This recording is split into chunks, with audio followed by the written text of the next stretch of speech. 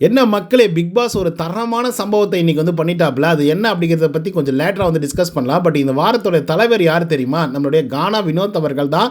யாருமே எக்ஸ்பெக்ட் பண்ணவே இல்லை. ஏன்னா காலையிலே ஒரு நாமினேஷன் ப்ரோமோ வந்து வந்தது. அதிலே வந்து நான் சொல்லியிருந்தேன், வினோத் அவர்கள் தலைவராகி இருக்கிறதுக்கான எல்லா வாய்ப்புகளும் வந்து இருக்குது. ஏன்னா யாருமே அவரை வந்து நாமினேட் பண்ணல. ஏன்னா லாஸ்ட் வீக் வந்து பயங்கரமாக ரோஸ்ட் செய்யப்பட்டிருந்தார். விஜய் சேதுபதி வேறு வச்சு செய்ன்னு வந்து செஞ்சு விட்டாப்ல.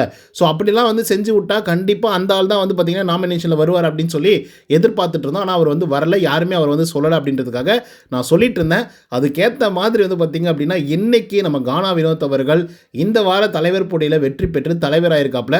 ஸோ அதனால் சில பல குளறுபடிகள்லாம் வந்து நடந்திருக்கு. அண்ட் நம்மளோட பிக் பாஸ் ஒரு தரமான ட்விஸ்ட்டை வந்து வச்சிருக்காப்ல. அதெல்லாம் என்ன அப்படிங்கிறத பற்றி இந்த வீடியோவில் முழுசாக வந்து பார்க்கலாம்.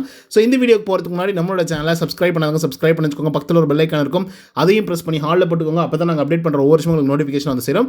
அதான் இந்த வீடியோக்கு குறைஞ்சபட்சம் ஒரு 1000 லைக் எதிர்பார்க்குறோம். ஸோ நிறைய பேர் வீடியோக்கள் பார்க்குறீங்க, பட் லைக் பண்ண மாட்டேங்கிறீங்க. ஸோ லைக் போடுங்க, வீடியோ பாருங்கள். வாங்க இந்த வீடியோக்குள்ள வந்து போகலாம். முதல் விஷயம் என்ன அப்படின்னு பார்த்தீங்கன்னா, இந்த தலைவர் போட்டிக்கு வந்து செலக்ட் பண்ணாங்கல்ல ஆட்கள், அதுதான் தரமான ஒரு சம்பவம். பிக் பாஸ் இந்த மாதிரி ஒரு ட்விஸ்ட்டை வைப்பார் அப்படின்னு சொல்லி சத்தியமாக யாருமே வந்து எதிர்பார்க்கவே இல்லை. ஏன்னா அப்படிப்பட்ட ஒரு ட்விஸ்ட்டு நம்ம விக்ரமுக்கெல்லாம் வயிறு எரிஞ்சு போச்சு அப்படின்னு தான் வந்து சொல்லணும். லிட்ரலாக அவர் வெளியவே வந்து பார்த்தீங்கன்னா கொட்ட ஆரம்பிச்சிட்டாப்ல. என்ன பிக் பாஸ் இப்படிலாம் பண்ணிட்டீங்க, சே என்ன பிக் பாஸ், சே நானாக ஒரு கேஸை போட்டு சுபிக்ஷாவை இப்படி பண்ணிட்டேனே அப்படின்ற மாதிரிலாம் புலம்ப ஆரம்பிச்சிட்டாப்ல. என்ன ட்விஸ்ட்டு அப்படின்னு பார்த்தீங்கன்னா, யார் லாஸ்ட் வீக்கில் வந்து ஜெயிச்சாங்களோ கேஸில், அவங்க தான் வந்து பார்த்திங்க அப்படின்னா இந்த வார தலைவர் போட்டியில் பங்கு கொள்ளக்கூடிய போட்டியாளர்களாக வந்து இருந்தாங்க. புரியுதுங்களா? இப்போ 6 கேஸும் என்னமோ வந்து நடந்தது. அந்த 6 கேஸில் 5 கேஸ் வந்து பார்த்திங்கன்னா வெற்றி பெற்ற வேட்பாளர்கள் அப்படின்னா நம்மளுடைய கானா வினோத், அதுக்கப்புறம் நம்மளுடைய அரோரா சிங்கர், ஆதிரை, சுபிக்ஷா மற்றும் பார்வதி. அதுக்கப்புறம் பார்வதி கமருதீன் அப்படின்னு சொல்லி கடைசி நாள் வந்து போச்சு அந்த கேஸு. அதை பற்றி அவங்க கண்டுக்கல. 5 கேஸை வெற்றி பெற்றது இந்த 5 பேர். ஓகேங்களா? ஸோ அதனால் வந்து பார்த்திங்க அப்படின்னா இந்த 5 பேருமே வந்து பங்கு கொள்ளலாம் தலைவர் போட்டியில் அப்படின்ற மாதிரி வந்து சொல்லிட்டார். ரெண்டாவது விஷயம் என்ன அப்படின்னு பார்த்தீங்கன்னா, அமித் அவர்கள் வந்து லாஸ்ட் வீக்கில் வந்து கேப்டனாக இருந்ததுனால இந்த வாரமும் கண்டினியூ பண்ணலாம், கேப்டன்சி டாஸ்கில் வந்து பங்கு கொள்ளலாம் அப்படிங்கிற மாதிரி பிக் பாஸ் அவர்கள் வந்து சொல்லிட்டாங்க. ஸோ இதனால் வந்து பார்த்திங்க அப்படின்னா ஒட்டுமொத்த ஹவுஸ்மேட்ஸும் ஒரு மாதிரி ஆயிட்டாங்க. குறிப்பாக விக்கல்ஸ் விக்ரம்லாம் லிட்ரலாக அந்த வக்கரத்தை வந்து கொட்ட ஆரம்பிச்சிட்டாப்புல. பிக் பாஸ் போங்க, பிக் பாஸ் என்னங்க பிக் பாஸ், கொஞ்சம் கன்சிடர் பண்ணியிருக்கலாம் பிக் பாஸ். இத்தனை பேரை வந்து நான் ஜெயிக்க வச்சேன், 3-4 கேஸில் வந்து ஜெயித்தேன், ஆனால் எந்த பலனும் இல்லாமல் வந்து போயிடுச்சே. இதில் நான் வேறு சுபிக்ஷா மேலே தேவையில்லாத ஒரு கேஸை போட்டு கடைசியாக அந்த பொண்ணே ஜெயிக்கணும் அப்படின்னு சொல்லிட்டு நானாக ஜெயிக்க வச்சு பிக் பாஸ், கடைசியாக வந்து அந்த பொண்ணு இப்போ தலைவர் போட்டிக்கு போயிடுச்சு, நான் வந்து இங்கே உட்காந்துட்ருக்கேன் அப்படின்னு சொல்லி புலம்புன்னு வந்து புலம்பிட்டு இருக்காப்புல. சத்தியமாக சொல்கிறேன், லிட்ரலாக எல்லாருக்கும் ஒரு மாதிரி ஆயிடுச்சு. ஐயோ என்னடா இது அப்படின்ற மாதிரி. எனக்கு என்னென்னா, சரி கேஸு போட்டவங்க ஜெயித்தாங்க இல்லை ஜெயிக்கல, அது வேறு விஷயம். இன்னொரு பக்கம் வந்து பார்த்திங்க அப்படின்னா அட்வொகேட்டாக இருந்தாங்க, அவங்க வந்து ஜெயித்தாங்க ஜெயிக்கல அப்படின்றது இன்னொரு பக்கம். ஜட்ஜஸாக இருந்தவங்க நல்ல தீர்ப்பை கொடுக்கல அப்படின்றதெல்லாம் ஒரு பக்கம். ஆனால் சில பேர்லாம் கேஸ் போட்டு அந்த கேஸை எடுக்காமலே வந்து இருந்தாங்க பார்த்தீங்களா? அப்படிப்பட்ட ஆட்கள்லாம் நம்ம என்ன சொல்கிறது? அவங்கெல்லாம் எங்கே போய் மூஞ்சை வச்சுப்பாங்க அப்படின்றதே தெரியல. ஸோ அந்த அளவுக்கு தான் வந்து பார்த்திங்க அப்படின்னா இருந்துச்சு. இப்போ அந்த 5 பேர் ப்ளஸ் ஒரு 1 அமித் அவர்கள் 6 பேர் வந்து பார்த்திங்கன்னா தலைவர் போட்டியில் பங்கு கொள்ளலாம் அப்படின்னு சொல்லிட்டாங்க. ஸோ அதுக்கப்புறம் வந்து பார்த்திங்கன்னா தள்ளு முள்ளு அப்படின்ற மாதிரி ஒரு கான்செப்ட்டில் ஒரு டாஸ்க் வந்து பார்த்திங்கன்னா வடிவமைச்சிருக்காங்க நம்ம பிக் பாஸ் அவர்கள். ஆக்சுவலாக சொல்லப்போனால் லாஸ்ட் வீக்கில் கேப்டன்சி டாஸ்க் வந்து பயங்கர ஃபன்னாக வந்து இருந்தது. ஸோ இந்த வாரமும் ஃபன்னாக வந்து கொண்டு போகலாம் அப்படின்ற மாதிரி வந்து சொல்லியிருந்தாப்புல நம்மளுடைய பிக் பாஸ் அவர்கள். ஸோ அதனால் வந்து பார்த்திங்க அப்படின்னா ஃபன்னாக கொண்டு போகணும் அப்படின்னு சொல்லி அந்த தள்ளு முள்ளு டாஸ்க் வந்து வச்சுருந்தாங்க. என்ன டாஸ்க் அப்படின்னு பார்த்தீங்கன்னா, கீழே வந்து பார்த்திங்க அப்படின்னா ஒரு ட்ராலி மாதிரி வந்து இருக்கும், ஒரு சின்னதாக. ஸோ கால் இல்லாத ஆட்கள்லாம் வந்து வச்சு மூவ் பண்ணுவாங்க இல்லையா, கையில் வச்சு தள்ளி விட்டு மூவ் பண்ணுவாங்கள்ல, உங்களுக்கு சொல்கிறது புரியும் நான் நினைக்கிறேன். ஸோ அப்படிப்பட்ட ஒரு இதை வந்து கொடுத்துட்டாங்க. அதாவது செஸ்ட்டு மட்டும் இருக்கு இல்லையா, அந்த செஸ்ட்டு மட்டும் தான் அது மேலே வந்து படணும், காலெல்லாம் வந்து படக்கூடாது. ஓகேவா? ஏன்னா கால் படுற அளவுக்கு அது அவ்வளோ ஒன்றும் லென்த்தாக வந்து இல்லை. இப்போ என்ன அப்படின்னா, காம்படிட்டர் ஒரு ஆள் இருக்காங்க அப்படின்னா அவங்களுக்கு சப்போர்ட்டிவாக ஒரு ஆள் வந்து இருக்கணும். ஓகேவா?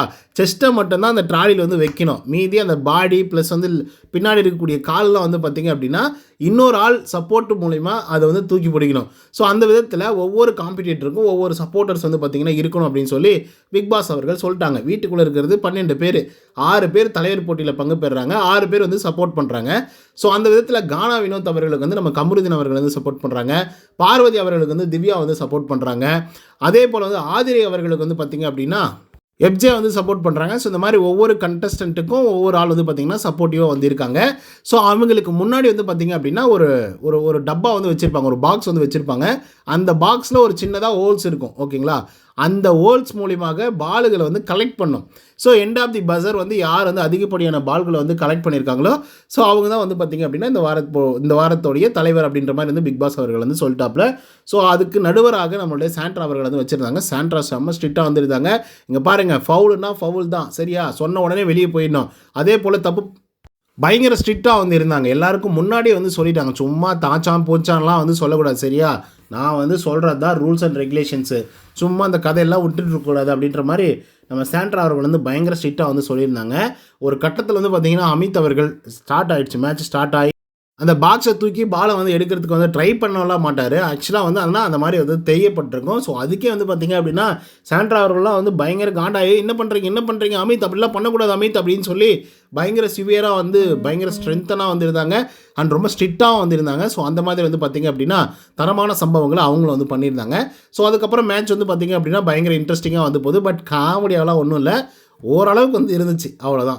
ஆரம்ப காலகட்டத்திலே வந்து பார்த்திங்கன்னா வினோத் அவர்கள் பயங்கரமாக கலெக்ட் பண்ண ஆரம்பிச்சிட்டாரு, அமித்தும் வினோத்தும். அதுக்கப்புறம் வந்து சுபிக்ஷாவெல்லாம் ஃபஸ்ட்டில் ஒன்றுமே இல்லாமல் வந்துருந்தாங்க. பட் ஓரளவுக்கு பரவாயில்ல அப்படின்ற லெவலுக்கு வந்து எடுத்து முடித்தாங்க. ஸோ அதுக்கப்புறம் நம்ம சுபிக்ஷா அவர்கள், அதாவது பஸர் அடித்து முடிக்குது, சுபிக்ஷா அவர்கள் 27 பால்கள் வந்து எடுத்துருந்தாங்க. அதுக்கப்புறம் அரோரா வந்து 29, அதுக்கப்புறம் நம்ம ஆதிரி 28. ஸோ அதுக்கப்புறம் வந்து பார்த்திங்கன்னா வினோத் அவர்கள் 31, அதே மாதிரி நம்மளுடைய பார்வதி அவர்கள் வந்து 29, அமித் அவர்களும் அதே ரேஞ்சில் தான் வந்திருந்தாங்க. ஸோ அந்த விதத்தில் வந்து பார்த்திங்க அப்படின்னா 2 பால் 3 பால் எக்ஸ்ட்ரா எடுத்ததுனால வினோத் அவர்கள் வந்து பார்த்திங்க அப்படின்னா இந்த வாரத்துடைய கேப்டனாக அறிவிக்கப்பட்டாங்க.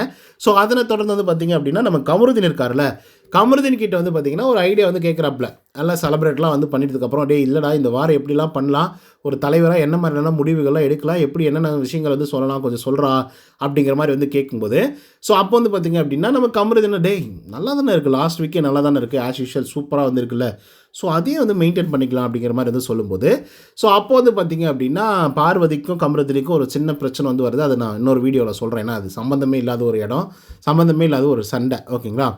ஸோ அதுக்கப்புறம் வந்து பார்த்திங்கன்னா கானா வினோத் அவர்கள் பதவி ஏற்கிறாப்புல. பதவி ஏற்றதுக்கப்புறம் ஸோ இதெல்லாம் இந்த விஷயங்கள்லாம் வந்து நடக்கணும், இதெல்லாம் வந்து இப்படியெல்லாம் பண்ணணும், க்ளீனிங்க்கு நீங்கள் இருங்க, வாஷிங்க்கு நீங்கள் இருங்க, கிச்சனுக்கு வந்து நீங்கள் இருங்க, சமைக்கிறதுக்கு நீங்கள் இருங்க அப்படின்னு சொல்லி எல்லாரையும் வந்து பிரிச்சுட்ருக்காங்க.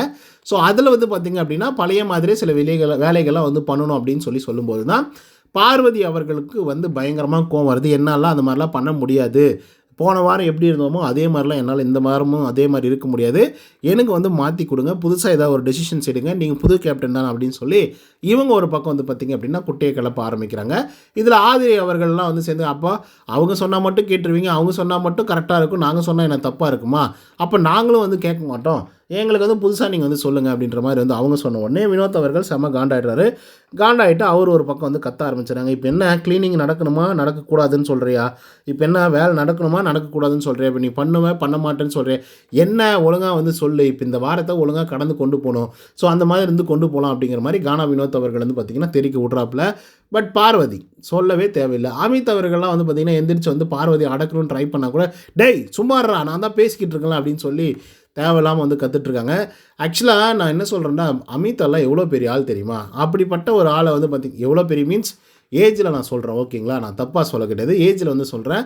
ஸோ அவங்களுக்கெல்லாம் மரியாதை கொடுக்கலாம். இப்போ அவர் வந்து பெருந்தன்மையாக நீ வாடா போடான்னு கூட கூப்பிட்டுக்கோ அப்படின்னு வந்து சொல்கிறாங்கன்னு வச்சுப்போமே, ஸோ அப்படி வாடா போடான்னு கூட கூப்பிட்டுக்கோ, அதுக்காக வந்து டேய் கம்முனர்ரா அவனுங்கெல்லாம் சொன்னால் புரியாது வாய மூடு அப்படின்னு சொல்கிறது, இதெல்லாம் வந்து சத்தியமாக ஏற்றுக்கவே முடியாது. சாண்ட்ரா அவர்களையும் அவங்க அப்படி தான் வந்து சொல்லிட்டுருக்காங்க, சுத்தமாக மரியாதை வந்து கொடுக்க மாட்டேங்கிறாங்களா, இல்லை வந்து மரியாதை கொடுத்தாலும் இப்படி தான் கொடுக்குவேன் அப்படின்ற மாதிரி வந்து மைண்ட் செட்டில் இருக்காங்களா அப்படிங்கிறது வந்து தெரியல. ஸோ அமித் அவர்கள் எதுவுமே பேசலாம், அமைதி வந்து உட்காந்துட்டாப்புல. இன்னொரு பக்கம் வந்து இந்த பக்கம் இருக்கக்கூடிய ஆட்கள் வந்து ஒரு மாதிரி ஃபயராக வந்துருக்காங்க, கமருதீனுக்கும் பார்வதிக்கும் முட்டிகிட்ருக்கு.